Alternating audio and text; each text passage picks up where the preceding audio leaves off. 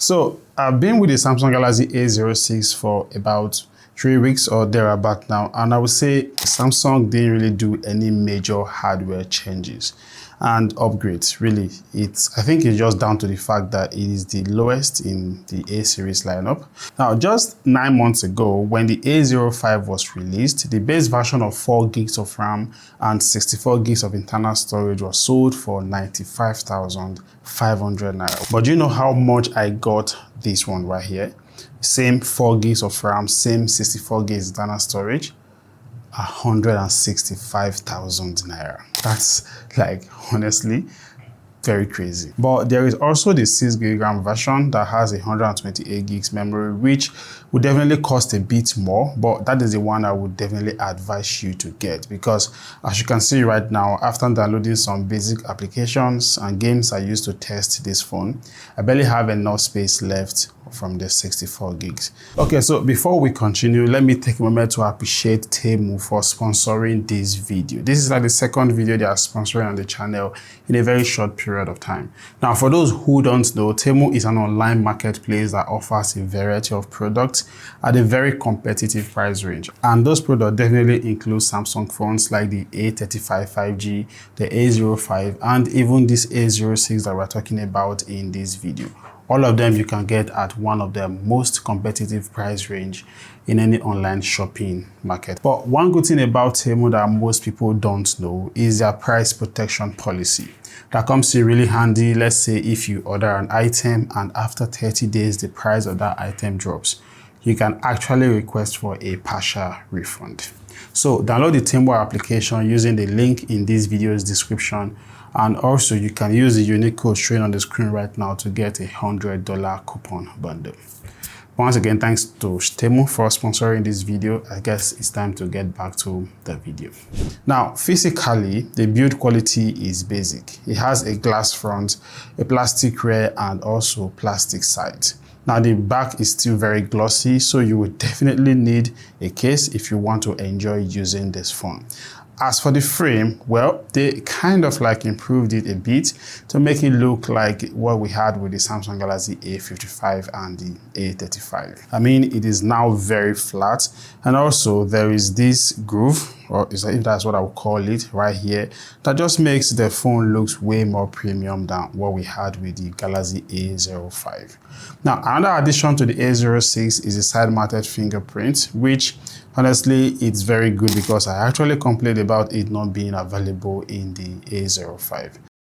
Now, when it comes to the display, the Galaxy A06 comes with a 6.7 inches LCD display with a 720 pixel resolution and a 60 Hz refresh rate in 2024.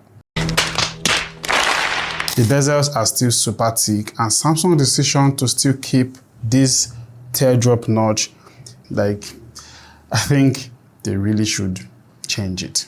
Now, even though these are the same specs we have with the Galaxy A05, I would say in 2024, it is still relatively acceptable for a budget phone that costs just $100.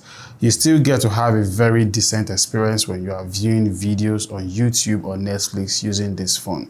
But compared to its competitors, it's seriously lacking behind, mostly in that refresh rate. But still, compared to its competitors, it is way ahead when it comes to software and software updates. And that perhaps is the best thing about this phone. It runs on the Samsung One UI 6.1 skin over Android 14 and offers a promise of 2 years of Android updates and 4 years of security updates guaranteed.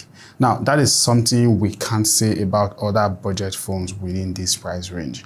And like I said, this is where this phone actually excels. So even though it's powered by the same Helio G85 like its predecessor of last year, the presence of Android updates means performance will be way optimized on this device for at least 2 years. And still talking about software, One UI by Samsung is like the very best when it comes to Android skins.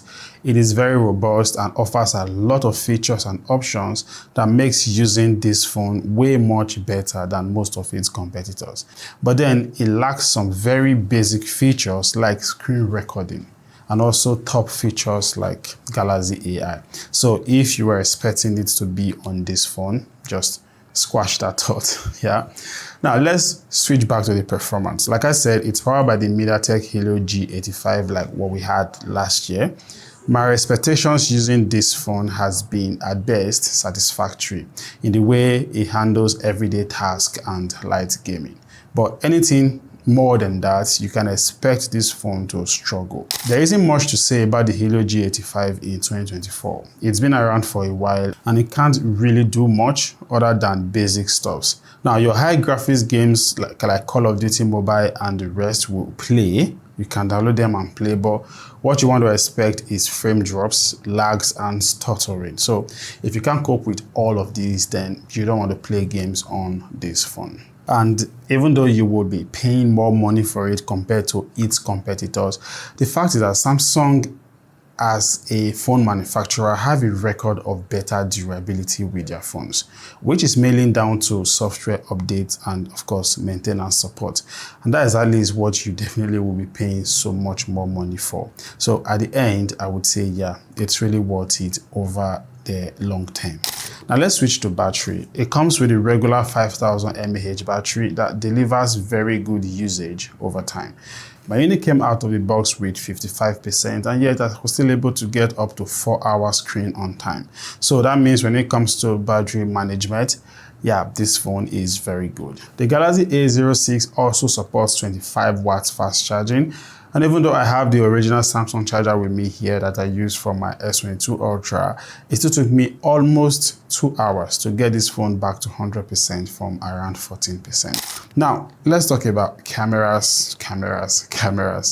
Because just like the A05, we have the same 50 megapixel main camera along with a 2 megapixel depth sensor. At the front, we have an 8 megapixel cameras. Now, here are some pictures I took while testing out the cameras. They look quite good and impressive for a budget phone of just $100. Now, the reason why they look this good though is because there was enough sunlight to enable the camera capture plenty details and also process dynamic range properly. So that is one thing you want to keep in mind. Proper light and you will get the best out of the camera of this phone. The same applies to the front selfie cameras. You need proper lighting for you to get anything close to very good selfies, like the ones you are looking at right now. Now, when it comes to videos, 1080p at 30 frames per second is the highest quality you get without any form of stabilization. And I know you weren't expecting it to have any kind of stabilization at all. So really, I would say the Samsung Galaxy A06 isn't so much of an upgrade when you compare it to the A05. So if you have the A05, you really don't need to upgrade to the A06, except maybe the fingerprint scanner, and I think that is too small a reason for you to want to upgrade. But then if you're asking if it's a good phone to buy, well, the answer is yeah, it is. Yeah, it's my job to complain about some of the things that it lacks, like the very low 60 Hz refresh rate and the fact that we are still stuck with the same processor of last year, whereas there are other options that they could have introduced to just make it different and slightly better than the A05. But in 2024, yeah, it is still a very good phone that you would want to get. So that is it for me for the review of the Samsung Galaxy A06. I will catch you guys in the next one. Please kindly subscribe to the channel for more videos like this, and of course like this video so that more people get to see it. Yeah, bye.